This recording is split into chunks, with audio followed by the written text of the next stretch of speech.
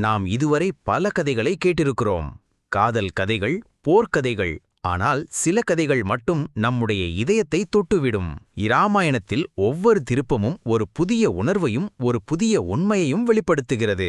இந்த எபிசோடில் ஒரு சதி எப்படி ஒரு ராஜ்யத்தை மாற்றிவிட்டதென்று அறிந்து கொள்ளப் போகிறோம். மந்த்ரா என்ற ஒரு வேலைக்காரி கைகேயின் மனதை எப்படி மாற்றினாள் என்பதை.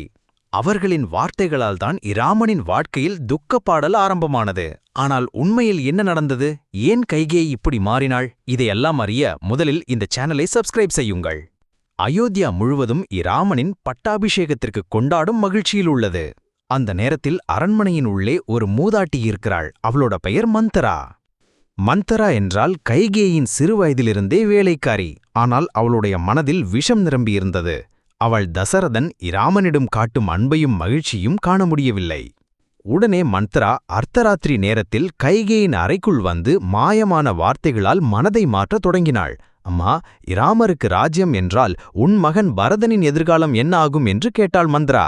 முதலில் கைகேயி சிரித்தாள். இராமன் என் மகனைப் போல்தான்.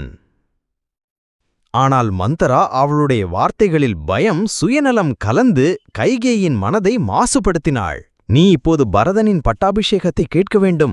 அப்போதுதான் நீ ராஜமாதாவாகுவாய். அந்த சமயத்திலேயே கைகேயி உறுதியான முடிவு எடுத்தாள். தன் 2 வரங்களை கேட்க வேண்டுமென்று. ஒரு போர் சம்பவத்தில் தசரதனை கைகேயி காப்பாற்றியதை நினைவுகூர்ந்தாள். அப்போது தசரதன் சொன்னார், நீ என்னை காப்பாற்றினாய், உனக்கு வேண்டியதை 2 வரங்களை கேள். இப்போது அது அவளுக்கான ஆயுதமாக மாறியது. இப்போதுதான் அந்த நேரம் என்று கூறினாள் மந்தரா. இனி தாமதிக்காதே. கைகேயி கோபமாக இருந்தாள். அவள் நகைகளைக் கழற்றி அறைக்குள் சென்று படுத்துக்கொண்டாள். தசரதன் மகிழ்ச்சியுடன் கைகேயை பார்க்க வந்தார். அது இரவின் நேரம். ஆனால் அவளுடைய முகத்தில் சிரிப்பு இல்லை. அவள் துக்கத்தில் படுத்திருந்தாள். எனக்கு 2 வரங்கள் வேண்டும் ராஜா என்றாள் கைகேயி. தசரதன் அதிர்ச்சியடைந்தார். இப்போதேனா? அவள் தெளிவாக கூறினாள், பரதனுக்கு பட்டாபிஷேகம் நடக்க வேண்டும். இராமன் 14 வருடங்கள் வனத்தில் போக வேண்டும். இந்த வார்த்தைகளைக் கேட்டவுடன் தசரதனின் இதயம் உடைந்து போனது. அவருடைய உடல் ஒரு சமயத்தில் நடுங்கியது. என்ன பேசுவது, எப்படி பேசுவது என்பதே அவருக்கு புரியவில்லை. இது எப்படி சாத்தியம் கைகேயி என்று வலியுடன் கேட்டார். ஆனால் அவள் தன் பிடிவாதத்தை விடவில்லை. நீ சொல்லிய வார்த்தையை மீறக்கூடாது ராஜா. ஒரு வரமென்றால் அது வரந்தான். ஒரே நேரத்தில் சில வார்த்தைகளால் ஒரு ராஜ்யத்தின் விதி மாறிவிட்டது.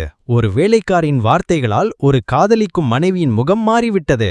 ஒரு ராஜ்யத்தை நேசிக்கும் அரசன் தன் மனமும் நம்பிக்கையுமுடன் தலைவணங்கினார். இது ஒரு கதையல்ல, இது மனித இயல்பை காட்டும் கண்ணாடி. அடுத்து என்ன நடக்கப் போகிறது என்று அறிய நமது ராமாயண பயணத்தின் எபிசோட் 7இல் சந்திப்போம்.